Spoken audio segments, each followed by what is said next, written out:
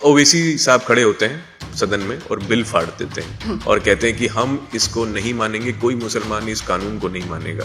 औरत से ज्यादा हिजड़ा मटकता है, इसलिए पक्के मुसलमान और कट्टर मुसलमान से ज्यादा ये बहरूपिया पाकिस्तानी मटक रहा है ओवैसी हिजड़ों की तरह। वो कहते हैं कि अब आपके जो घर हैं, आपकी जो भी दुकानें, मकान, जो भी, वो सब छीन लिया जाएगा। क्या इसमें सच्चाई है? सब अपना अपना बक्सा पिटारी लोटा कंबल तैयार कर लो।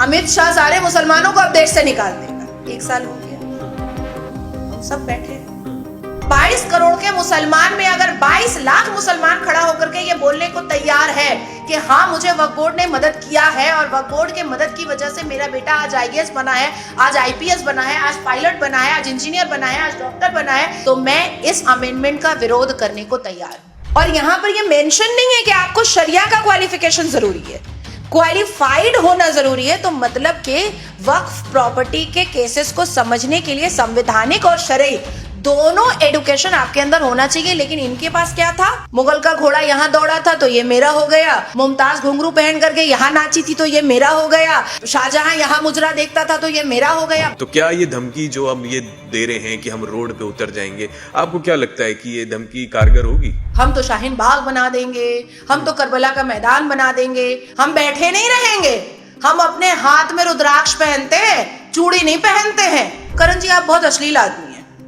अब आप प्रूफ कीजिए। मेरा क्या, मैंने तो बोल दिया, आप नहीं भी हैं तो अब आप प्रूफ कीजिए भैया। लेकिन लास्ट में बोल दीजिएगा कि मैं सही हूं। Hello and welcome to the raw podcast. और कल पूरी दुनिया ने एक इतिहास बनते देखा जहां पे हमारे सांसद पार्लियामेंट में रात 12 बजे तक चर्चा करते हैं एक बिल को लेके जो कि बहुत चर्चा में था, बहुत ट्रेंड कर रहा था, और फिर रात 1:57 पे वो बिल जो है वो पास होता है। और हम बात कर रहे हैं आज वक्फ अमेंडमेंट बिल की। इसमें कई जो बातें हैं वो सामने निकल के आई सदन में। कई जो नेता हैं उन्होंने कहा कि ये बहुत अच्छा बिल है, मुसलमानों के हित का बिल है। कई नेताओं ने कहा कि ये जो बीजेपी जो कर रही है वो मुसलमानों को डिवाइड करने के लिए कर रही है, ये अब जो है मुसलमान प्रताड़ित होंगे इससे। हमारे साथ सुप्रीम कोर्ट लॉयर और बीजेपी के माइनॉरिटी लीडर और बहुत ही ट्रेंडिंग पर्सनैलिटी, जिन्होंने आपने देखा होगा हमारा जो पॉडकास्ट पिछला था वायरल हुआ खूब, हम वेलकम करेंगे रॉ पॉडकास्ट में नाजिया हर जी। महादेव, जय जय श्री राम। तो नाजिया मैम, आपने सुना होगा कल बहुत चर्चा हुई सदन में और उन्होंने ये कहा कि मुसलमानों के हक का बिल नहीं है ये जो बिल पास हो गया है, अब इससे बहुत प्रताड़ना होगी मुसलमानों की। आप भी मुसलमान हैं, आपको लगता है ऐसा होगा? नहीं, चोर जब अरेस्ट होता है ना तो वो यही कहता है कि इंसानियत का कत्ल हो रहा है, चोर को अरेस्ट मत करो। कोई पिक पॉकेट वाला जब बस पे चोरी करता है, आपका पॉकेट मारी करता है, आप उसका हाथ पकड़ लेते हैं ना तो वो कहता है देखो गरीब हूं मैं, इसलिए तुम मेरे साथ ऐसा कर रहे हो। तो बेसिकली केंद्र की सरकार ने लैंड माफिया में को वक्फ बोर्ड लैंड माफिया में जो मलाई चाट रहे थे उनको रंगे हाथ पकड़ लिया है। अब तो वो तो गाना गाएंगे ही, उनका तो लुंगी डांस चलेगा ही। लेकिन क्या कल पार्लियामेंट में असदुद्दीन अवैसी हो या राहुल खान हो या प्रियंका वाड्रा हो या नमाजवादी पार्टी हो या ममता बानो की पार्टी हो, क्या उन्होंने कोई वैलिड पॉइंट दिया कि वक्फ बोर्ड के जो अमेंडमेंट है वो खराब है, वो गलत है? कोई वैलिड पॉइंट दिया? कोई वैलिड पॉइंट नहीं दिया। मैं मुसलमान हूं और प्रैक्टिसिंग मुस्लिम हूं। अभी 31 तारीख को मस्जिद के अंदर ईद की नमाज पढ़ करके आई हूँ। इमाम साहब ने भले ही अंडरवियर वाली जगह दी लेकिन मस्जिद के अंदर ही जगह दी है। तो प्रैक्टिसिंग मुस्लिम होते हुए मैं ये पूछना चाहती हूँ देश के विपक्षी दलों से कि 1954 से लेकर के या अगर आजादी से पहले लिया जाए 1923 से लेकर के 2025 तक में वक्फ बोर्ड के पैसों से, इस लैंड माफिया के पैसों से पसमानदा मुसलमान, गरीब मुसलमान का क्या भला हुआ है? जो कौम 1450 साल में एक सुई नहीं बना पाई, जो कौम दूसरे देश के ब्लेड और कैंची से अपना खतना करती है और यहूदी को, क्रिश्चियन को, हिंदुओं को गालियां देती है, जो कौम आज भी समझती है कि जो दुनिया है वो चिपटी है, तो उस कौम को, वो कौम हमें बताएगी कि एडमिनिस्ट्रेशन क्या होता है, वो कौम हमें बताएगी कि कानून क्या होता है, वो कौम हमें बताएगी कि कानून में क्या फेरबदल करना चाहिए और क्या नहीं करना चाहिए। ये जो वक्फ एक्ट है 1995 का, इसका पेपर मैं 1923 का भी लेकर आई हूं आपके पास। उसके बाद 91 का भी लेकर आई हूं, 95 का भी लेकर आई हूं, और अमेंडमेंट जो 2013 में हुआ था कांग्रेस के नेतृत्व में, उसका भी लेकर के आई हूं। जी, तो देखा जाए जो ये बात हो रही है कि ये कांग्रेस की अपीसमेंट पॉलिटिक्स थी, वोट बैंक पॉलिटिक्स थी, जब ये वक्फ बोर्ड पहले आया था, सदन में पारित हुआ, कल ओवैसी साहब खड़े होते हैं सदन में और बिल फाड़ देते हैं और कहते हैं कि हम इसको नहीं मानेंगे, कोई मुसलमान इस कानून को नहीं मानेगा। जहां पे अमित शाह ने जवाब दिया कि सदन में जो कानून बनेगा वो सबके लिए बराबर है। तो क्या ये धमकी जो हम ये दे रहे हैं कि हम रोड पे उतर जाएंगे, आपको क्या लगता है कि ये धमकी कारगर होगी? देखिए, खोखली धमकी है।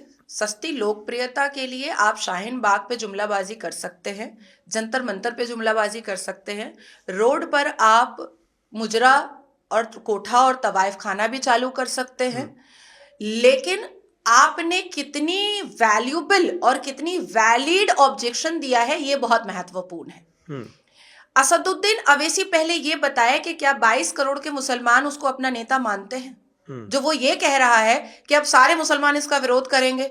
मैं भी तो मुसलमान हूं, मेरा पूरा परिवार भी तो मुसलमान है, मेरे अकेले की फैमिली, पूरे खानदान में तकरीबन 280 लोग हैं। तो क्या वो असदुद्दीन अवैसी को अपना नेता मानते हैं? या अजमेर शरीफ के चिश्तिया जो वक्फ बोर्ड के अमेंडमेंट का समर्थन किए हैं, तो क्या वो असदुद्दीन अवैसी को अपना मसीहा मानते हैं या नेता मानते हैं? बिल्कुल नहीं, अवैसी तो अकेला है। अवैसी की बातों में अगर दम होता तो 22 करोड़ मुसलमानों की आबादी है, 22 अवैसी तो हमें पार्लियामेंट में दिखाई देता, लेकिन हम तो 22 अवैसी नहीं देख रहे हैं। हम तो जब से आंख खोले तब से एक ही अवैसी देख रहे हैं। अब इसमें दो बातें हो सकती हैं, या तो अवैसी अपने बराबरी में किसी मुसलमान को बैठने नहीं देना चाहता है, और या तो फिर 22 करोड़ की आबादी अवैसी को अपना मुसलमान नेता नहीं मानती है। दो बातें हो सकती हैं। अब आती है बात कि सिविल वॉर कर देंगे, हम तो शाहीन बाग बना देंगे, हम तो करबला का मैदान बना देंगे, हम तो जंगे बदर का मैदान बना देंगे, तो हम भी डंडा मार मार करके जेल के अंदर भेजेंगे। हम बैठे नहीं रहेंगे, हम अपने हाथ में रुद्राक्ष पहनते हैं, चूड़ी नहीं पहनते हैं। जवाब अगर है आपके पास तो आप रोड पर भी पत्रकारों को जवाब दीजिए, और वैलिड आपके पास अगर कोई नेगेटिव करने या इस बिल के नेगेटिविटी में अगर कोई प्रश्न है या उत्तर है तो आप संसद में दीजिए ना। आप देने से पीछे क्यों हट रहे हैं? बिल फाड़ने से क्या होता है? एक वक्त था कि ममता बनर्जी ने भी लोकसभा स्पीकर के ऊपर एनआरसी करने के लिए कागज फेंका था, तब कांग्रेस की सरकार हुआ करती थी, एनआरसी हुआ नहीं। अब एक वक्त आया है कि भारतीय जनता पार्टी और आदरणीय प्रधानमंत्री के नेतृत्व में इस्लामिक दायरे में वक्फ बोर्ड अमेंडमेंट हुआ है, तो अवैसी उस बिल को फाड़ रहा है।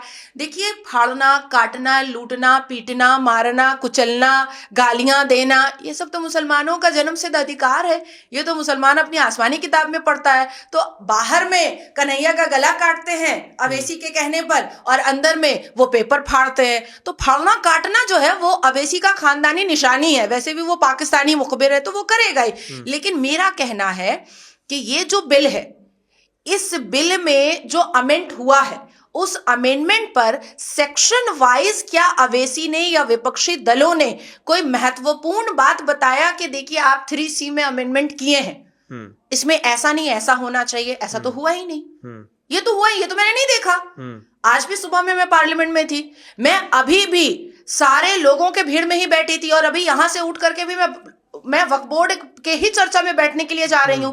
तो मैं तो देख रही हूं कि विपक्षी दल जो है वो ठन गोपाल निकल गया, वो तो ठन हो गया। मतलब कि कोई भी वैलिड रिप्लाई तो था ही नहीं इनके पास। आप सिर्फ इस्लाम खतरे में है, आप इस्लाम के खिलाफ काम कर रहे हैं। भाई, यहां पर इस्लाम की बात ही नहीं हो रही है। और मैं फिर कह रही हूं कि वक्फ बोर्ड कोई इस्लामिक बात है ही नहीं, क्योंकि वक्फ बोर्ड का जो जिक्र है या तफसीरा है या उसकी कोई तफसील अल कुरान में है ही नहीं। इवन हमारे हदीस में नहीं है, हमारे सीरत मुस्तफा में नहीं है, हमारी बहिश्ती जेवर में नहीं है। तो आप इसको इस्लाम का हिस्सा बना क्यों रहे हो? ये एक एडमिनिस्ट्रेटिव काम है और इसको एडमिनिस्ट्रेशन के हिसाब से करने दो। अब आती है और एक महत्वपूर्ण बात, मैं 1923 से नहीं पकड़ रही हूं। चलिए, मैंने इतनी छूट असदुद्दीन अवैसी और सारे अब्दुल को दे दी, सारे अब्दुल्ला को दे दी, इवन मैंने राहुल खान को भी दे दिया ये छूट कि मैं 1923 से नहीं पकड़ रही हूं, मैं 1954 के एक्ट से ही पकड़ रही हूं। 1954 से लेकर के 2025 तक में ये LLB के स्टूडेंट के सिलेबस में क्यों नहीं आया? क्यों नहीं आया? भारत में बहुत महत्वपूर्ण पार्ट है ना वक्फ बोर्ड और वक्फ एक्ट, बहुत महत्वपूर्ण पार्ट है। इसके लिए आप सिविल वॉर करने जा रहे हो, इसी के लिए आप शाहीन बाग दोबारा बनाने जा रहे हो। अवैसी ने बोला कि हाँ, पूरे भारत में दोबारा शाहीन बाग बनेगा, इसके लिए आप जंगे करबला करने जा रहे हो। तो ये एलएलबी के स्टूडेंट का सिलेबस का पार्ट 2025 तक 1954 से क्यों नहीं बना? छुपा क्या रहे हो? इसमें क्या राज है? क्या राज है जो छुप रहा है ये आज तक? बना दो पार्ट, बनाओ, सबको पढ़ने दो। लेकिन पढ़ने दोगे तो तुम्हारी चोरी का, तुम्हारे झूठ का और तुम्हारी बदतमीजी का पूरा पोल खुल जाएगा, इसमें से पूरा पोल खुल जाएगा। एक और चीज मैं बताना चाहती हूँ आपको, बहुत महत्वपूर्ण है, जो जानना सबके लिए बहुत जरूरी है। इसके चैप्टर 3 के सेक्शन 12 में जाइए। असदुद्दीन अवैसी और राहुल खान और नमाजवादी पार्टी कह रही है कि इसमें भाजपा जो है वो तुष्टीकरण की राजनीति कर रही है जी। भाजपा का अधिकार ही नहीं है कि इस्लामिक चीज के बीच में इंटरफेयर करे। पहला कि वक्फ बोर्ड इस्लामिक नहीं है, एडमिनिस्ट्रेटिव काम है, रियल एस्टेट का काम है, रियल एस्टेट का इस्लाम से क्या लेना देना। दूसरा बहुत इंपॉर्टेंट बात, चैप्टर 3 में आइए और सेक्शन 12 में आइए, power of central government to make rule. ये तो वक्फ एक्ट का ही बुक है और 1995 का ही है। तो यहाँ पर तो साफ लिखा हुआ है power of central government to make rule.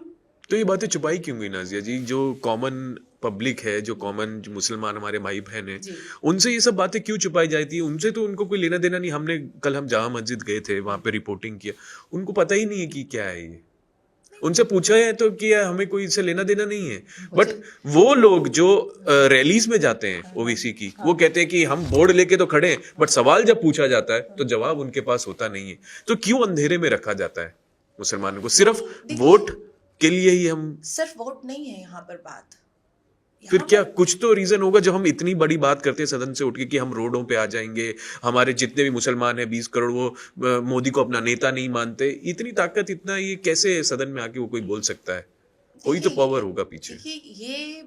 ये सिर्फ वोट की बात नहीं है, ये बात है बहुत ह्यूज अमाउंट के घपले की बात है। आप समझ रहे हैं कि एक पाकिस्तानी मुखबिर भारत में बैठ करके कासिम रिजवी की पार्टी को बढ़ा रहा है और चला रहा है, और भारत के इलेक्शन कमीशन के स्टैंप को लेकर के। आप समझ रहे हैं कि वो हमारे भारत को कितना खोखला कर रहा है। फंडिंग, जब से भारतीय जनता पार्टी की केंद्र में सरकार आई, तो ये जो सोशल और आपका एनजीओ के माध्यम से जो फंडिंग आती थी विदेशों से और मुस्लिम कंट्रीज से, तो उससे भी इनका बहुत सारा काम, आतंकी काम हो जाता था। क्योंकि भारतीय जनता पार्टी ने इस पर भी बहुत ज्यादा वेरिफिकेशन और इंक्वायरी बैठा दिया है। जिसके पास FCRA का वो है, सारी चीजें हैं, उस पर भी इंक्वायरी होगी, तब आपको पैसा मिलेगा। अब वक्फ बोर्ड इनके पास एक मात्र बचा था जिससे इनको अरबों खरबों मिलियन ट्रिलियन का पैसा आ रहा था। अब जो असदुद्दीन अवैसी कल तक ठन गोपाल था, जिसके पास कोई पैसा नहीं था, आज इतनी संपत्ति, इतना पैसा, अकेला असदुद्दीन अवैसी अरबों खरबों का मालिक है। कहाँ से ये पैसे आए हैं? कमाए हो? और अगर कमाए हो तो एक नेता हो करके कैसे कमाए हो, ये भी तो बताओ। तुम्हारे परिवार में किसी का डायमंड का काम है, किसी का पेट्रोल का कुआं है, किसी का सोने का पहाड़ है, वो भी दिखा दो भाई। तो फिर बीवी की प्रॉपर्टी आपकी अरबों खरबों की है, बेटी को आप जहेज में बंगला दे रहे हो, बेटे को आप रेंज रोवर गाड़ी दे रहे हो, आप जो शेरवानी अपने बच्चों को पहना रहे हो वो एक एक शेरवानी 1.25 लाख रुपए की आप पहनवा रहे हो। आप घूमने जा रहे हो, आपका परिवार घूमने एक बार में जाता है तो 1 करोड़ रुपए खर्च करता है। पश्चिम बंगाल में फरहाद हकीम जो मेयर है, उनकी बेटी ईद की शॉपिंग करने जाती है अबू धाबी, दुबई, और ईद का वेकेशन मनाने जाती है पेरिस और लंदन। तो ये पैसे कहाँ से आ रहे हैं? एक नेता जो विधायक होता है वो 80-85 हजार रुपए, और जो सांसद होता है वो 1.25 लाख 1.5 लाख रुपए। तो ये कहाँ से हो रहा है? ये यहीं से मुसलमानों का, गरीब मुसलमानों का हक मार करके ही तो हो रहा है। बात यहाँ पर वोट की नहीं है। इन नेताओं को ये बात पता है कि मैं तो 500 रुपया एक बिरयानी का डब्बा, एक फैंटा का बोतल दूंगा, ये मेरे को वोट दे देगा, ये मेरे को वोट दे देगा, ये तो इनको पता है। लेकिन इनकी जो लग्जेरियस लाइफ है, इसको कंटिन्यू करने के लिए वक्फ बोर्ड, लैंड माफिया, इनके कंट्रोल में होना बहुत जरूरी है। अब आप देखिए, मैं चिट्ठे खोलती हूँ। Former MP Akbar Ahmad, friend of Sanjay Gandhi, 200 bigha property resort बनी हुई है, लाखों करोड़ों रुपए सालाना आते हैं उनके रिजॉर्ट से, वक्फ प्रॉपर्टी है, उत्तराखंड नैनीताल। उसके बाद आ जाइए मुजफ्फरनगर, शहीदुज्जमा कांग्रेस के विधायक रह चुके हैं, कलियार में बंगलो बनाए हैं, और वो बंगलो मेरे और आपके कल्पना में नहीं है। अब आ जाइए कि 211 में 2.27 लाख एकड़ जमीन थी, 2025 में ऑलमोस्ट 9 लाख एकड़ जमीन हो गई, 8.72 लाख। अब आ जाइए 2019 में लगभग इन्होंने सरकार को टैक्स पे किया था 4 करोड़ के लगभग, मोर और लेस।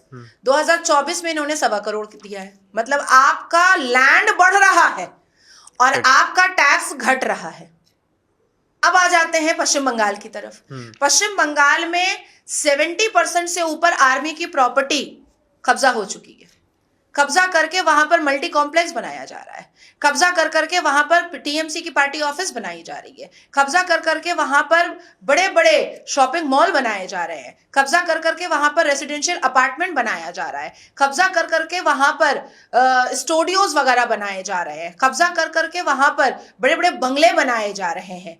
और कितने रुपए स्क्वायर फीट बिक रहा है आपको पता है? 44,000 रुपए स्क्वायर फीट। और जो गली कूचे में है जो प्रॉपर्टी, रेलवे की प्रॉपर्टी और आपकी आर्मी की प्रॉपर्टी, वो बिक रहा है 14,000 रुपए, 18,000 रुपए, 19,000 रुपए स्क्वायर फीट। और ये टैक्स कितना दे रहे हैं? 1.25 करोड़। अकेला अयोध्या राम मंदिर देता है 400 करोड़ टैक्स। और पूरा 9 लाख एकड़ की प्रॉपर्टी, जो भारत में 3rd लार्जेस्ट प्रॉपर्टी का मालिक वक्फ बोर्ड है, वो देता है 1.25 करोड़। तो ये पैसा जा किसके पॉकेट में रहा है? मेरे बेटे की फीस तो कभी नहीं भरा वक्फ बोर्ड ने। मेरे घर में मेरी बहनों की शादी तो वक्फ बोर्ड ने नहीं कराई। जो मुसलमान नाले के ऊपर पटरा बिछा करके सो रहा है, उसको तो वक्फ बोर्ड घर नहीं दे रहा है। जो मुसलमान झोपड़पट्टी में रह रहा है, उसको तो उस मुसलमान को तो वक्फ बोर्ड कोई हेल्प नहीं कर रहा है। जो बेटियां, मुसलमान बेटियां 40 साल की उम्र तक घर पर बैठी हुई है कि जहेज नहीं दे पा रही हैं, उसको तो वक्फ बोर्ड नहीं हेल्प कर रहा है। जो मुसलमान बच्चे आज भी मदरसे में जाकर के पढ़ाई कर रहे हैं, लेकिन उनके दिल में है कि वो IAS IPS बने, उनको तो वक्फ बोर्ड नहीं पैसा दे रहा है। जो मुसलमान चाहते हैं कि वो अच्छे घर में रहें, तो वक्फ बोर्ड की प्रॉपर्टी पर कितने कॉम्प्लेक्स और कितने अपार्टमेंट बने कि आ जाओ पसमानदा मुसलमानों, अब तुम मत रहना नाले और गटर के ऊपर पटरा बिछा करके, मैंने तुम्हारे लिए वक्फ बोर्ड की प्रॉपर्टी पर मल्टी कॉम्प्लेक्स और अपार्टमेंट्स बनाए हैं, तुम 1 BHK में यहां पर रहो, 1 RK में यहां पर रहो। दिखाइए, मुझे डिटेल दिखा दीजिए ना भाई। मुझे अगर मुझे असदुद्दीन अवैसी या राहुल खान या ममता बानो मुझे ये डिटेल दिखा सकता है, या नमाजवादी पार्टी ये डिटेल दिखा सकता है, तो आज मैं वक्फ बोर्ड अमेंडमेंट का विरोध करने को तैयार हूं। 22 करोड़ के मुसलमान में अगर 22 लाख मुसलमान खड़ा होकर के ये बोलने को तैयार है कि हाँ, मुझे वक्फ बोर्ड ने मदद किया है और वक्फ बोर्ड के मदद की वजह से मेरा बेटा आज IAS बना है, आज IPS बना है, आज पायलट बना है, आज इंजीनियर बना है, आज डॉक्टर बना है, जिस घर में मैं रह रही हूं वो वक्फ बोर्ड ने दिया है, मेरी बेटी की शादी जो है वक्फ बोर्ड ने की है, तो मैं इस अमेंडमेंट का विरोध करने को तैयार हूं। लेकिन है ही नहीं, बल्कि 40,000 से ऊपर मुसलमानों ने तो वक्फ बोर्ड के खिलाफ केस किया है। अब आप बताइए, अब आती है तीसरी बात। मुख्तार अंसारी जब मरा था, मर गया मरदूद जिसका फातिहा न दरूद, जब वो मरा था तो उसके जो बंगले तोड़े गए थे, बुलडोजर जब चला था, तो उस वक्त उसके जब पूरे डॉक्यूमेंट्स बाहर आए थे तो वो शिया वक्फ बोर्ड की जमीन थी।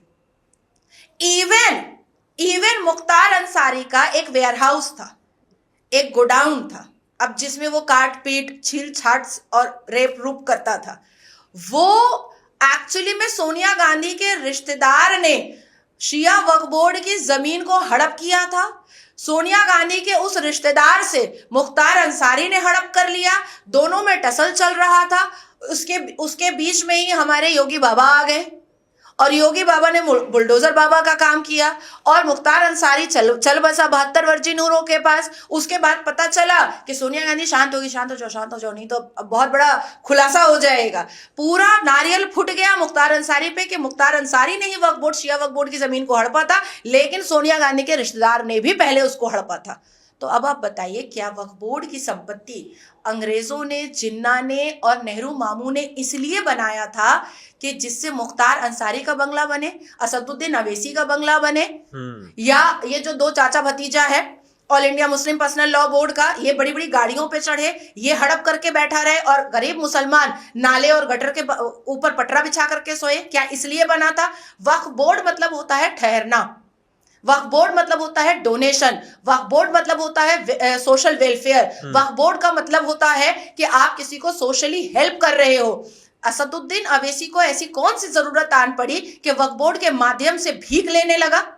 तो मतलब अब तक कोई ऐसा हेल्प हुआ नहीं है जो मुस्लिम्स हैं, जो 22 करोड़, मैं तो 22 करोड़ में सिर्फ 22 लाख मांग रही हूँ, मैं तो मांग भी नहीं रही हूँ ज्यादा। तो फिर ये 40 साल से कैसे चल रहा था? जो कांग्रेस अपीसमेंट पॉलिटिक्स की बात हो रही थी, तो ये कैसे ये हमारे पार्लियामेंट में आता है, ये बिल आता है और ये चलता रहता है सालों साल तक, कोई बोलता नहीं है। और जहां तक हम आम बोलचाल की भाषा करें मैं, तो उसमें ये कहते हैं कि अगर पार्लियामेंट में भी वो उंगली रख देते तो वक्फ बोर्ड की प्रॉपर्टी पार्लियामेंट भी हो सकती थी। ये कल रिजिजू ने भी स्टेटमेंट दिया। अजमल ने बोला था ना हारने के बाद लोकसभा इलेक्शन का, लोकसभा इलेक्शन हारने के बाद उसका पहला जो स्टेटमेंट था, उसने सीधा बोला था ये जो नया बना है ना पार्लियामेंट, ये उसके अब्बा का ही तो था।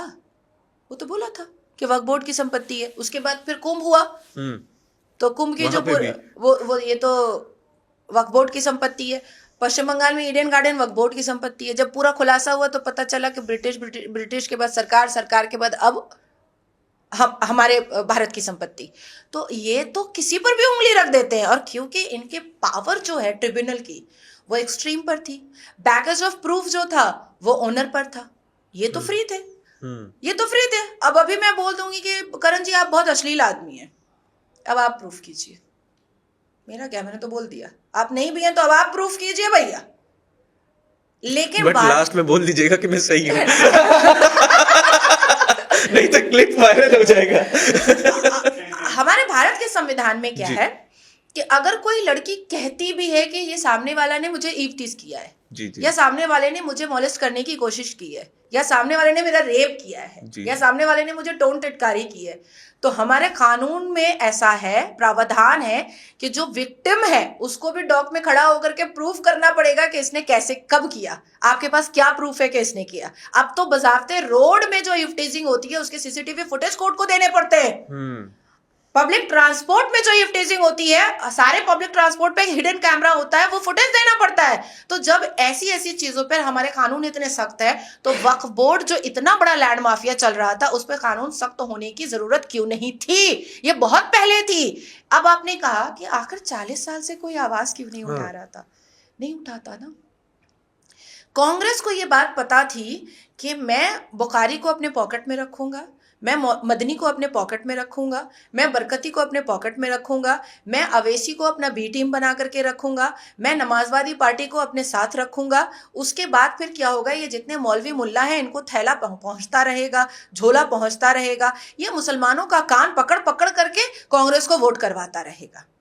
इनको ये पता ही नहीं था कि कभी ऐसा भी होगा कि मर्यादा पुरुषोत्तम राम वाले जो है मर्यादा के दायरे में जय श्री राम का नारा लगा देंगे और हिंदुओं को उकसा उकसा करके बोलेंगे कि तुम जागो, अब तो तुम जागो, अब तो जमीन सिरक रही है तुम्हारे हाथों से, अब कहीं ऐसा ना हो जाए कि शरिया इंप्लीमेंट हो जाए। नहीं तो एक वक्त था करण जी कि सुप्रीम कोर्ट में all India Muslim personal law board के शरिया की बातें सुनी जाती थी और हम बेवकूफों की तरह संविधान के दायरे में अपने पिटीशन को लेकर के खड़े रहते थे कि सर मेरी भी सुन लीजिए, माय लॉर्ड मेरी भी सुन लीजिए। लेकिन माय लॉर्ड इंटरेस्टेड रहते थे कि मैं पहले all India Muslim personal law board की बात सुन लूं।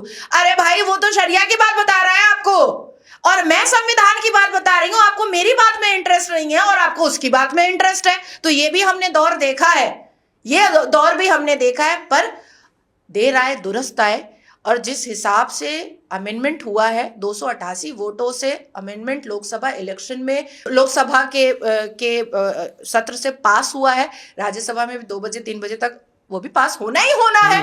बस पटाखे वटाखे फोड़ेंगे हम लोग, छोटी मोटी दिवाली मनाएंगे, लेकिन ओरिजिनल दिवाली करण जी उस दिन मनाएंगे जिस दिन वक्फ बोर्ड और all India Muslim personal law board में ताला लग जाएगा।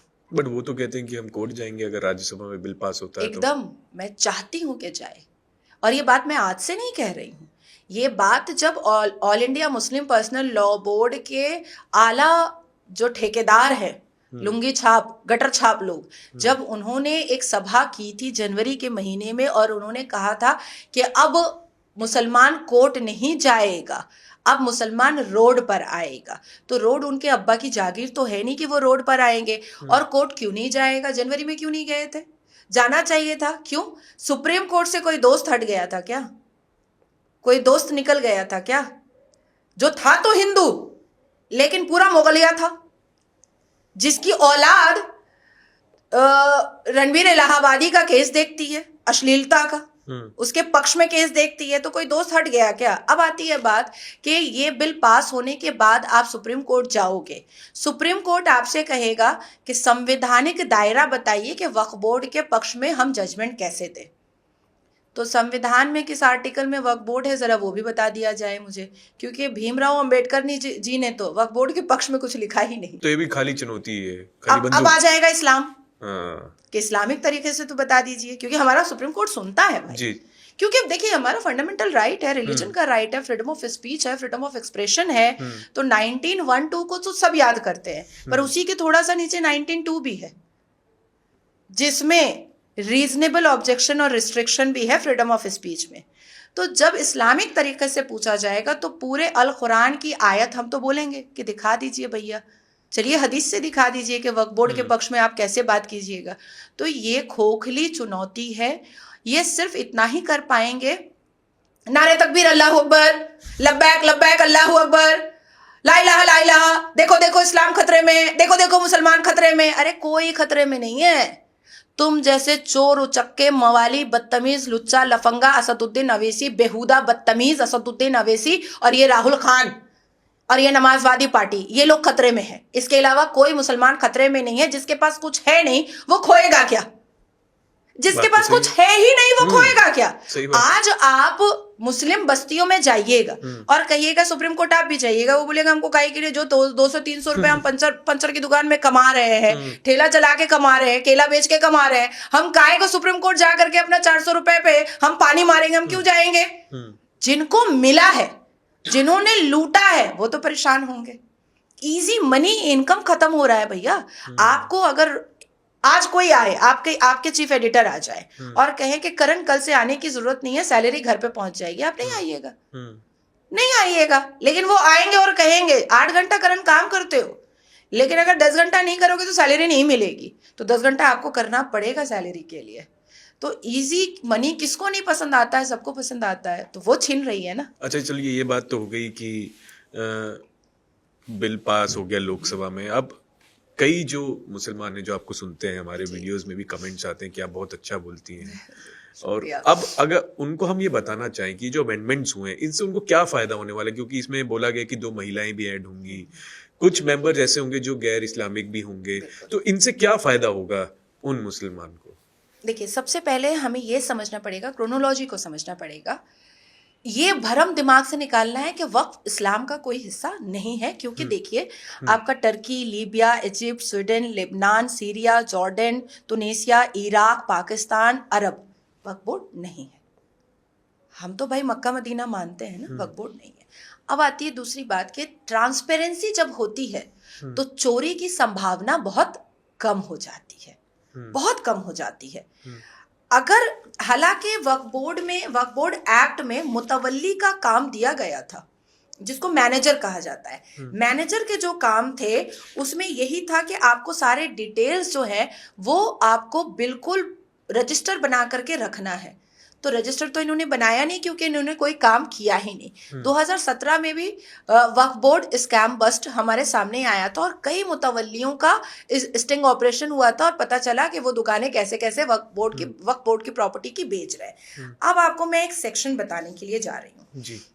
सेक्शन आते हैं 108 पे, 108 पर, ठीक है, जिसमें उसके सबसेक्शन 1 पे आ जाइएगा, जिसमें लिखा हुआ है the qualification required to be fulfilled by a person to be appointed as a mutawalli under clause 1 of section 3।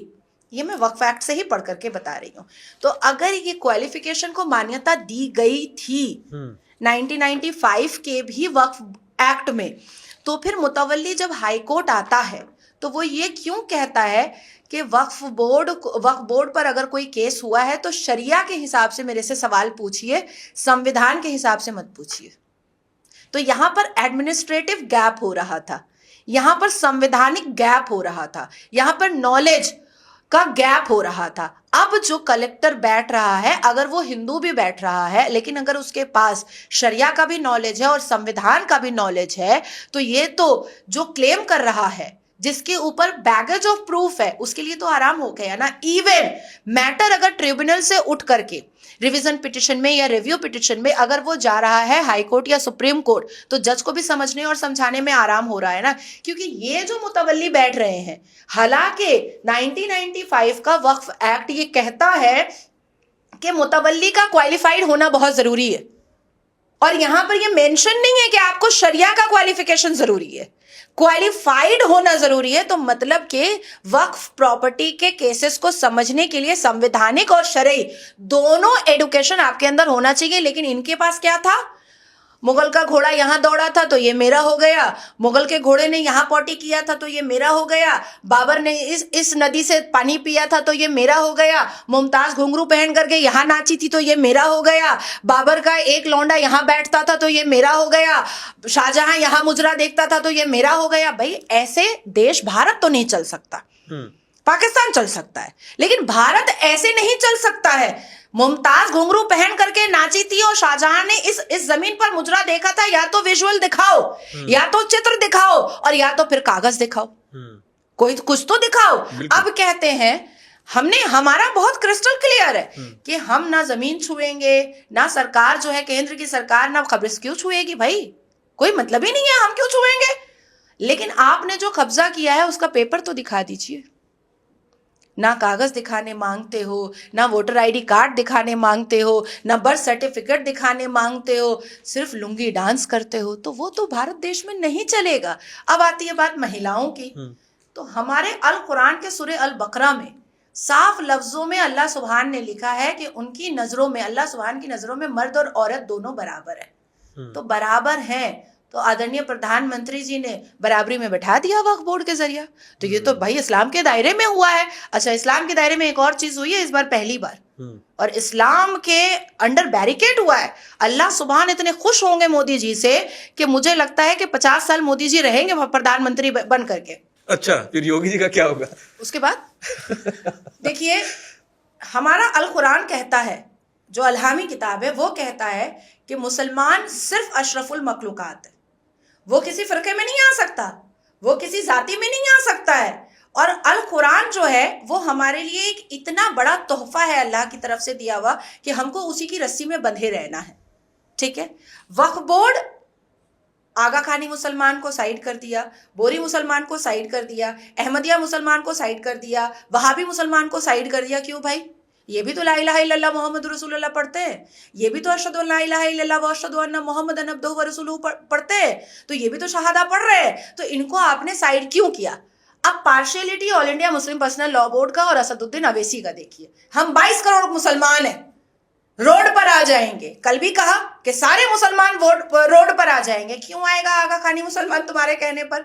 तुम तो ये मलाई दे ही नहीं रहे उसको, बल्कि दिखावे के लिए भी इस मलाई में तो तुमने उनको पार्टिसिपेट ही नहीं करवाया। बोरी मुसलमान तुम्हारे लिए क्यों आएगा? वहाबी मुसलमान तुम्हारे लिए क्यों आएगा? अहमदिया मुसलमान को तो तुम मुसलमान भी नहीं मानते हो भाई। अहमदिया मुसलमान को तो तुम कहते हो कि हम तुमको मुसलमान मानेंगे ही नहीं। अब शिया मुसलमान का इस पे बहुत बड़ा हक है और उसने भी बहुत मलाई चाटी है।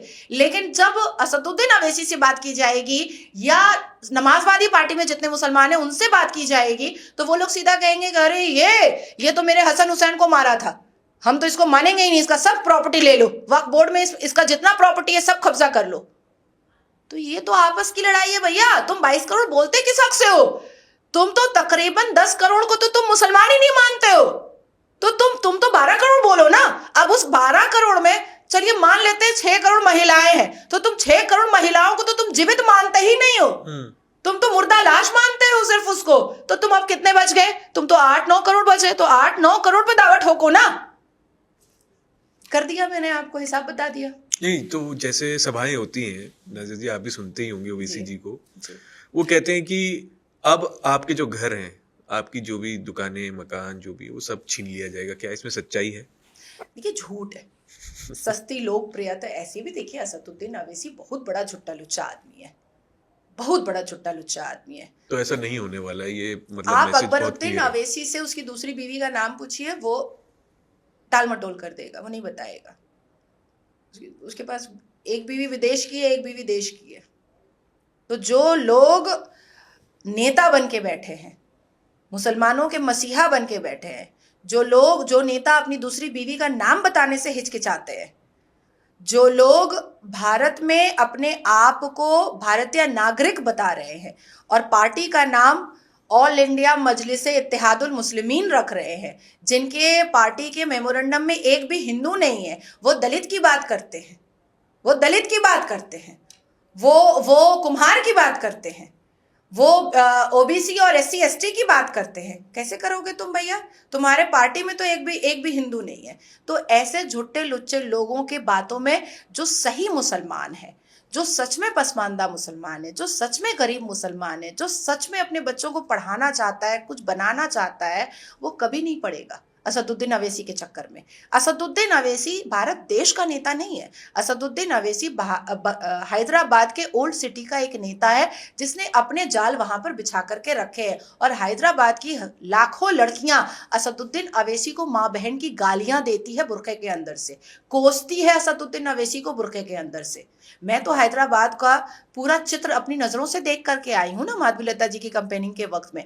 अभी भी मुझे ओल्ड सिटी की बेटियां जो है वो मुझे बुलाती हैं कि आप आइए, आपके साथ हम लोगों को बैठ करके गौर तलाब करना है, बातचीत करना है। असदुद्दीन अवैसी अगर ये कह रहा है कि तुम्हारे कब्रिस्तान छीन जाएंगे, नहीं छीने जाएंगे भैया, झूठ बोल रहा है असदुद्दीन अवैसी। क्योंकि असदुद्दीन अवैसी ने 3,000 करोड़ की संपत्ति अपने पॉकेट में लेकर के रखी हुई है, इसलिए असदुद्दीन अवैसी गरीब मुसलमानों को सामने रख करके उनके कंधे से बंदूक चलाना चाह रहा है। देखिए इनका गाना टेप रिकॉर्ड, सीएए बीजेपी ला रहा है, सारे मुसलमानों की नागरिकता छिन जाएगी, सब अपना अपना बक्सा पिटारी लोटा कंबल तैयार कर लो, अमित शाह सारे मुसलमानों को अब देश से निकाल देगा। 1 साल हो गया, हम सब बैठे हैं, हमने ईद भी मना लिया, बकरीद भी मना लिया, सब कुछ कर लिया। आज भी मैं आपके सामने बैठी हूँ, जो मैं चलिए बीजेपी का पार्ट हूं, लेकिन जो नहीं है वो भी तो है। उसके बाद फिर आपने ऐसा क्यों किया अमित शाह जी? सीएए में आपने हिंदुओं को दिया नागरिकता, मुसलमानों को क्यों नहीं दिया? कानून एक होना चाहिए, ये पार्शियलिटी नहीं होनी चाहिए। उसके बाद यूसीसी आया, ये नहीं हो सकता, कानून एक कभी नहीं हो सकता है, मुसलमान अलग है और हिंदू अलग है। भाई आप बोलना क्या चाह रहे हो, पहले समझा तो लो। सीएए आता है तो कानून एक होना चाहिए सबके लिए, यूसीसी आता है तो मुसलमानों के लिए कानून एक नहीं होना चाहिए। बोलना क्या चाह रहे हो? लोग अब तुमको समझ चुके हैं। वैसे भी औरत से ज्यादा हिजड़ा मटकता है, इसलिए पक्के मुसलमान और कट्टर मुसलमान से ज्यादा ये बहरूपिया पाकिस्तानी मटक रहा है अवैसी, हिजड़ों की तरह। तो इसमें समाजवादी पार्टी का क्या फायदा था? उन्होंने क्यों सपोर्ट किया अवैसी को? देखिए विचारधारा, जब नमाजवादी पार्टी जब राम मंदिर वाले पूरे सिनेरियो पर राम मंदिर के विरोध में उतर सकती है, संतों और महंतों पे गोलियां चला सकती है, गौशाले से उसको बदबू आ सकती है, अखिलेश यादव को इत्र से उसको खुशबू आ सकती है, उसको आजम खान अच्छा लगता है, लेकिन उसको अपने ही पार्टी के जो ग्वाला होते हैं, जो दलित होते हैं, वो अच्छे नहीं लगते हैं, जिनको ये समझ में आ चुका है कि अब इनकी नैया प्रॉपर तरीके से खत्म और डूबने वाली है। तो ये बस ये सोच रहे हैं कि कुछ भी शीरनी बांटो, मुसलमानों को अफीम चटाओ और कम से कम राहुल खान की तरह 2-4 सीटें लेकर के थोड़ा सा बने रहो कि हम भी पॉलिटिक्स में जिंदा हैं। नॉक नॉक नॉक नॉक, देखो देखो देखो जनता, हम भी पॉलिटिक्स में जिंदा हैं। पिछले 11 साल में आपने देखा जो देश की सबसे बड़ी पार्टी कांग्रेस थी, उसके क्या हालात हो चुके हैं। अब कांग्रेस और कांग्रेस से जुड़ी हुई जितनी भी पार्टियां हैं, वो अपने अस्तित्व को बचाने के लिए मुसलमानों का सौदा कर रही हैं और मुसलमानों के मुस्तकबिल से आने वाले वक्त में खेल करके वो अपने चेयर को सेव करना चाहती हैं, ताकि ये बात भारत के लोगों को रहे कि भाई हम भी हैं पॉलिटिक्स में, हम खत्म नहीं हुए हैं, हम इतने भी बुरे नहीं, हम बुरे थे लेकिन इतने भी बुरे नहीं थे, 2-4 सीटें हमारी भी हैं। तो बस अस्तित्व बचाने के लिए ये लोग मुसलमानों का सहारा ले रहे हैं। अब मुसलमान देखिए समझदार हो जाए तब तो मैं शुक्राने की नमाज पढ़ लूं। मुसलमान तो आज भी ऐसा है कि सीधा बोलता है कि जमीन चिपटी है। क्या करें हम इनका? आज भी बोलता है कि भाई पहाड़ अल्लाह ने बनाया, पूरी दुनिया 6 दिन में अल्लाह ने बना दी, तो उसका पूरा प्रूफ भी तो दे दो भैया। प्रूफ नहीं देते हो। 72 वर्जी नूर मिल जाएगी, इसी सब इल्यूजन में बेचारा मर रहा है, बेचारा कट रहा है बेचारा।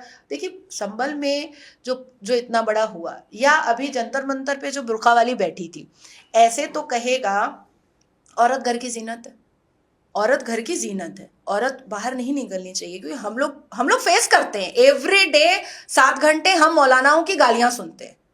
हमारा कैरेक्टर एसेसिनेशन मौलाना करता है कि तुम औरत हो करके इतनी बुरी, इतना चिल्ला रही हो और तुम भाजपा के पक्ष में बात कर रही हो। खटाखट 1 लाख रुपया का आया बात, सारी निकाब वाली औरतें भीख का कटोरा लेकर के चटाचट राहुल गांधी का तलवा चाटने के लिए खड़ी हो गई लाइन लगा करके। शाहीन बाग हुआ, सारी मुसलमान बेटियां घर की जीनत से बाजार की जीनत बन गई, रोड की जीनत बन गई। जैसे ही वक्फ बोर्ड के अगेंस्ट में बात आई, लीजिए भाई जंतर मंतर पे घर की जीनत पूरी काले काले टेंट में बाजार की जीनत बन गई। अब जब पत्रकार उसके पास जा रहे हैं तो वो कह रही नहीं हम नहीं बोलेंगे, हमारे घर के मर्द बोलेंगे। तो तुम आई काहे के लिए हो? भीड़ दिखाने के लिए? मर्द भी नहीं बोल रहे थे, पता रहेगा तब ना। अमेंडमेंट पढ़ना नहीं आ रहा था। अच्छा मुझे एक नई चीज पता चली इस बार मुझे एक नई चीज पता चली कि हमारे भारत के मुसलमानों को उर्दू पढ़ना भी नहीं आता है। अच्छा। मैंने देखा, मैं उसी चैनल पर बैठी हुई थी एज अ पैनलिस्ट, और पत्रकार उनसे पूछ रहे थे कि उर्दू में बोर्ड लिखा हुआ था कि हम वक्फ बोर्ड के संशोधन को हम मुखालफत करते हैं। उर्दू में एकदम साफ लफ्जों में लिखा हुआ था। अब वो बोल रहे कि क्या लिखा हुआ पढ़ो। मैं बहुत ओवर कॉन्फिडेंट हो गई कि उर्दू तो पढ़ ही देगा, अंग्रेजी नहीं आती उर्दू तो पढ़ ही देगा। उर्दू नहीं पढ़ पाया। मैं पूरी दंग हो गई। तो फिर मदरसे में तुम पढ़ क्या रहे हो? तुम अरबी सिर्फ रटना जानते हो, तुम अरबी समझना नहीं जानते हो, तुम उर्दू पढ़ना नहीं जानते हो, तो तुम जी क्यों रहे हो? फिर तुमको तो जीना ही नहीं, तुमको जीना नहीं चाहिए। तो मुझे ऐसा लगता है कि अब जो ट्रांसपेरेंसी आई है इस अमेंडमेंट से, एक कलेक्टर बैठेगा, उसका खौफ सबके अंदर रहेगा। और इस मामले में हम जो ट्रिब्यूनल में जो लोग कुचले जा रहे थे, जो लोग परेशान हो रहे थे, जो लोग खून के आंसू पी रहे थे, वो अब छाती चौड़ी करके हाई कोर्ट सुप्रीम कोर्ट जाएंगे। तो कम से कम उनके दर्द को जज को और पब्लिक प्रोसिक्यूटर जो होते हैं या वक्फ बोर्ड के जो वकील होते हैं उनके ऊपर एक जिम्मेदारी आ जाएगी कि वो भी अब पढ़ें और समझें। आप देखिए पहले जब एज अ पैनलिस्ट मौलाना बैठते थे तो वो सिर्फ जुमलेबाजी करते थे, हवाबाजी करते थे। या विपक्षी दल में जो अभी लोग हैं जो बैठते थे वो भी जुमलेबाजी करते थे, हवाबाजी करते थे। लेकिन जब मेरे जैसे महिलाएं, मुस्लिम महिलाएं बैठने लगी, गूगल बाबा सुधांशु त्रिवेदी जी बैठने लगे, तो लोगों को समझ में आया कि हमको पढ़ना पड़ेगा। हम बिना पढ़े नहीं बैठ सकते, नहीं तो हम चल नहीं पाएंगे, हम अपनी टीआरपी नहीं कर पाएंगे, हमको नॉलेज लेकर बैठना पड़ेगा। तो उसी तरीके से अब वक्फ बोर्ड में जितने भी मुतवल्ली होंगे, जितने भी कर्मचारी होंगे, उनको ये बात पता होगी कि हमको अब संविधान भी पढ़ना पड़ेगा और हमको अब कुरान भी पढ़ना पड़ेगा, हमको अब शरई भी पढ़ना पड़ेगा, और जो खुद वक्फ एक्ट बना रहा है इस वक्फ एक्ट को भी पढ़ना पड़ेगा। अब इसके बाद एक और महत्वपूर्ण बात है कि आज जब केंद्र की सरकार इंटरवेंशन की है तो तुमको दर्द हो रहा है, लेकिन सीओ का पैसा तो तुम स्टेट गवर्नमेंट से ही ले रहे थे, मुतवल्ली का पैसा तो तुम स्टेट गवर्नमेंट से ही ले रहे थे। इवन वक्फ बोर्ड, अच्छा ये बहुत बड़ी हटगर्मी थी जिसको मैं अभी बताने जा रही हूँ। बिल्कुल बिल्कुल। ये मतलब मैं क्या बोलूं, मुझे अभी हंसी आ रही है। मान लीजिए इस स्टूडियो को आया 2-4 दाढ़ी टोपी वाला और कहा कि करण जी ये स्टूडियो तो वक्फ की प्रॉपर्टी है, यहाँ पर बाबर घोड़ा चलाया करता था, तो ये वक्फ में आ जाएगा। अच्छा। अब इसका सर्वे का पैसा आपको पता है कौन देगा? आप चैप्टर 2 के सेक्शन 8 में जाइए, the state government to bear cost of survey. अच्छा।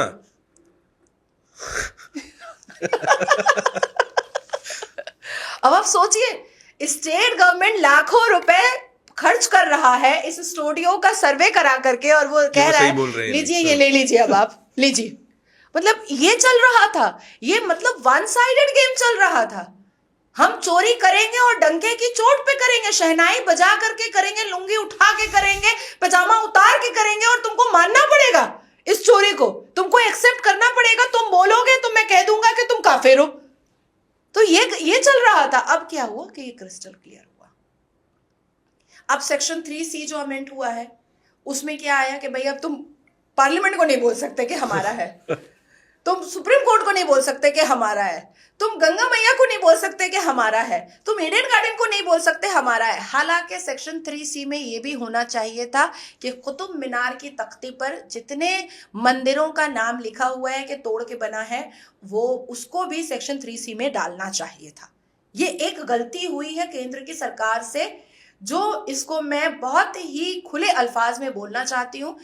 आप अगर हकीकतन मुझसे पूछे कि नाजिया आप सारे प्रोफाइल को साइड करके एज एन एडवोकेट आप बताइए कि आप इस अमेंडमेंट से कितनी खुश है, तो मैं 10% भी खुश नहीं हूं। अच्छा। हाँ? फिर हम कैसे मान ले सरकार की जीत है?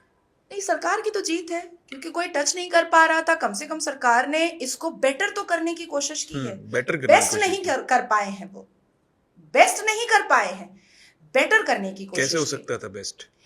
बेस्ट होना चाहिए था ताला मार के। अच्छा। क्योंकि ना संविधान में है, ना कुरान में है, ना इस्लाम में कहीं पर है। इस्लाम का तो हिस्सा ही नहीं है। तो और ये पार्शियलिटी है। अगर वक्फ बोर्ड मुसलमानों के लिए है तो फिर आप डोनेशन बोर्ड या दान बोर्ड आप हिंदुओं के लिए भी बनाओ, बिल्कुल, है ना, या सनातन बोर्ड आप हिंदुओं के लिए भी बनाओ। वो आपने बनाया नहीं। आपने कभी भी मज़ारों से टैक्स मांगे नहीं। दान दक्षिणा तो मज़ारों में भी आता है। और ये सारी चीजें इसमें कम से कम आनी चाहिए थी। बेटर में भी सेक्शंस में आना चाहिए था। द सेकेंड थिंग इज कि जो प्रॉपर्टी डिस्प्यूट में अभी भी केस चल रहा है उसका भी क्लियरेंस करना चाहिए था। बेटर में ये भी करना चाहिए था। देखिए, हम तो काशी मथुरा हो या 40,000 मंदिरें हो, हम तो लेंगे, हम तो पीछे नहीं हटेंगे। लेकिन अगर कोई चीज बेटर हो रही थी और मुसलमान के ठेकेदारों ने अपने अपने मुफाद परस्ती के लिए, अपने अपने लोभ और लालच के लिए भारत में जंगे बदर कर ही दिया, पूरे रमजान को जंगे करबला का मैदान बना ही दिया, इबादत की जगह सियासत खेली जा ही चुकी, ईद की नमाज में पार्टी ऑफिस बना दिया गया मस्जिद को। तो जब ये सब कुछ हो ही गया था तो थोड़ा और बेटर हो जाता अगर, तो मुसलमानों के लिए अच्छा होता। उन मुसलमानों के लिए जो अशिक्षित है, जिनको वक्फ बोर्ड के बारे में कुछ पता नहीं है, जिनको संविधान के बारे में कुछ पता नहीं है, जिनको अपने इस्लामिक राइट और अपने संवैधानिक राइट के बारे में कुछ पता नहीं है, तो आप रूपी जब वो फंसते तो उनका काम हम जैसे वकील या और अन्य वकील उनका काम आसानी से कर देते। हिंदुओं के साथ भी इसमें थोड़ी सी पार्शियलिटी हो चुकी है। मुझे ऐसा लगता है कि अभी बिस्मिल्लाह हुआ है, बरकतुल्लाह होगा, इसको और बेस्ट करने की कोशिश की जाएगी। नेक्स्ट टारगेट अब तो 370 हो गया हमारा, सीए हो गया, वक्फ बोर्ड हो गया, अब इसके बाद यूसीसी पूरे देश में हो जाएगा। लेकिन मैं उससे ज्यादा उत्तेजित और उससे ज्यादा फोकस मैं एंटी कन्वर्शन लॉ पर हूं और पॉपुलेशन कंट्रोल बिल पर हूं। इस बार हो जाएगा पास, अब लगता है करके रहेंगे। मोदी जो करते हैं कहते हैं वो करते हैं। हमें पूरी उम्मीद है। मुसलमान बेटी आदरणीय प्रधानमंत्री पर इतनी उम्मीद लगाए बैठी है कि हमें 3 तलाक से बचाने वाले आदरणीय प्रधानमंत्री, पॉलीगेमी हलाला से बचाएंगे आदरणीय प्रधानमंत्री, यूसीसी के जरिया हमें हमारा इस्लामिक जो अस्तित्व है वो हमें दिलवाएंगे आदरणीय प्रधानमंत्री, हमें बच्चा पैदा करने की मशीन से भी छुटकारा दिलवाएंगे आदरणीय प्रधानमंत्री, पॉपुलेशन कंट्रोल बिल ला करके। अच्छा, आखिरी सवाल। बहुत सारी बातें होती हैं कि जो मुसलमान है वो मोदी जी से डरता है, इस पे कितनी सच्चाई है? ये बोला गया। मुसलमान अगर मोदी जी से डरता तो क्या उनके बारे में इतनी अभद्र शब्दावली इस्तेमाल कर सकता था? मुसलमान अगर मोदी जी से डरता तो क्या असदुद्दीन अवैसी मोदी कर सकता था? असदुद्दीन अवैसी के नाम के लास्ट में भी डी आता है। हम तो असड नहीं बोलते हैं, या कोई तो असड नहीं बोलता है, या असदुद्दीन अपने आप को भी असड नहीं बोलता है, लेकिन वो इंटेंशनली मोदी बोलता है मोदी जी को डिफेम और मलाइन करने के लिए। क्या इतनी हटगर्मी अगर मुसलमान डरता तो क्या जंतर मंतर पे कर देता, शाहीन बाग पे कर देता, कोलकाता के पाक सर्कस मैदान पे कर देता? क्या ममता बनर्जी ईद की नमाज में रेड रोड से मोदी जी को इतनी गालियां परोस देती? क्या समाजवादी पार्टी के अखिलेश यादव इतनी अभद्र शब्दावली मोदी जी के लिए इस्तेमाल कर देते? छोटे छोटे बच्चे के दिमाग में इतना जहर घोला गया है जो आदरणीय प्रधानमंत्री के लिए ये कहता है कि वो मुसलमानों के खिलाफ है। क्यों, किस बात से खिलाफ है भाई? तुम इस देश में रह रहे हो, इस देश में मंदिरों के टैक्स को तुम सब्सिडी के माध्यम से ले रहे हो, योजना के माध्यम से ले रहे हो, तुम हिंदुओं को गालियां दे रहे हो, तुम हिंदुओं को अनभक्त गोबर भक्त कह रहे हो, तुम हिंदुओं को काट रहे हो, मार रहे हो काफिर बोल करके, तुम हिंदुओं की बहू बेटियों को लूट रहे हो लव जिहाद करके, तुम हिंदुओं की बहू बेटियों को सेक्सुअली अब्यूज कर रहे हो काफिर बोल करके, और आदरणीय प्रधानमंत्री जो सबके प्रधानमंत्री हैं, तुम उनका भी पूरा लाभ उठा रहे हो, फिर तुम गाली भी परोसते हो, तुम हिंदू का नेता भी उनको बोलते हो। तो काहे के लिए 32 लाख लोग सौगाते मोदी लेने के लिए भीख के लाइन में खड़े हो गए थे? मत लो ना, बॉयकॉट करो ना, कर दो एक बार बॉयकॉट कि ना हम केंद्र की सरकार का योजना लेंगे, ना हम आवास योजना लेंगे, ना हम शौचालय योजना लेंगे, ना हम जनधन योजना लेंगे, हम कुछ लेंगे ही नहीं, हम अपना कमाएंगे अपना खाएंगे। अगर मोदी जी इतने ही बुरे हैं तो जो मस्जिदों में रेनोवेशन का पैसा जाता है या मस्जिदों के केयर के लिए जो पैसा जाता है, ऐलान कर दे बुखारी, अल्लाह अकबर अल्लाह अकबर, आज से आदरणीय प्रधानमंत्री मोदी जी का पैसा मस्जिद में नहीं चलेगा, वो हिंदू है, वो कट्टर हिंदू है, वो हिंदुओं के प्रधानमंत्री है, वो मुसलमानों के प्रधानमंत्री नहीं है, इसलिए हम लोग उनका पैसा नहीं लेंगे। बोल दो, बोल दो। रिजर्वेशन दे दो तो मुसलमानों को सब्सिडी दे दो, तो मुसलमानों को योजना दे दो, तो मुसलमानों को छाती पे बैठा लो, तो मुसलमानों से अपने सर पे मुतवा लो। ये क्यों बोलते रहते हो भैया? मत बोलो ना, एक बार अपने ईगो को सही से साबित करके तो दिखाओ। मैंने कहा कि अब्बा मैं नहीं लूंगी आपसे पैसा, मैंने नहीं लिया, आज तक मैंने नहीं लिया। एक वक्त ऐसा भी आया है कि मैंने एक पकौड़ी खा करके पूरा दिन गुजारा है, बंगाल में मूढ़ी खा करके 5 रुपए में पूरा दिन गुजारा है, और मैंने कह दिया कि मैं नहीं लूंगी पैसा तो नहीं लिया। तो उसी तरीके से मुसलमान अगर वाकई में आदरणीय प्रधानमंत्री से डरा हुआ है और उनको कट्टर हिंदुओं का नेता मानता है, तो ऐलान करो इस्लाम के नाम पर, अल कुरान के नाम पर, कि इस कट्टर हिंदू का पैसा हम नहीं लेंगे। अरे बाप बड़ा ना भैया, सबसे बड़ा रुपया, पैसा मोदी जी का अच्छा लगता है, योजना मोदी जी का अच्छा लगता है, मोदी जी खराब लगते हैं। मुसलमान डरा हुआ तो अल्लाह से नहीं है, मोदी जी से क्या डरेगा? मुसलमान तो अपने इस्लाम से नहीं डरता है, अपने इस्लाम की इज्जत नहीं करता है। अगर मुसलमान अपने इस्लाम की इज्जत करता तो मस्जिद के अंदर बलात्कार करता, जिसको अल्लाह का घर बोला जाता है, मज़ार के अंदर बलात्कार करता, जिसके अंदर पीर बाबा और मुर्शिद बाबा सोए हुए हैं, सूफी बाबा सोए हुए हैं। मुसलमान अगर वाकई में इस्लाम की इज्जत करता या आदरणीय प्रधानमंत्री से डरता, तो मुझे लगता है कि बहुत ही बेहतरीन इंसान होकर के उतरता। तो नाज़िया जी, जितनी भी हमने बातें की, हमको लगता है कि हमारे व्यूअर्स को समझ में आया होगा कि जो बिल है उनको डराने के लिए नहीं है, उनकी अच्छाई के लिए है। और अभी जो तमाम जो हैं इस पे और भी चर्चाएं होंगी, राज्यसभा में ये बिल पास होगा, उसके बाद जब ये एक्ट में आएगा, जब ये कानून बनेगा, तब उनके असली फायदे दिखने लगेंगे। और अभी भी जैसे कि आपने कहा कि इसमें अभी भी बहुत सुधार ज़रूरी है। तो देखते हैं ये कब तक जो है इस पे चर्चाएं चलती रहेंगी। आपको ये कैसा लगा द रॉ पॉडकास्ट, हमें कमेंट्स में जरूर बताइएगा। कोई सवाल कोई आप पूछना चाहते हैं नाज़िया जी से, तो प्लीज कमेंट्स में हमें बताइएगा, हम जरूर पहुंचेंगे ना इनके पास और कोशिश करेंगे आपके सवालों का जवाब देने के लिए। तब तक के लिए धन्यवाद।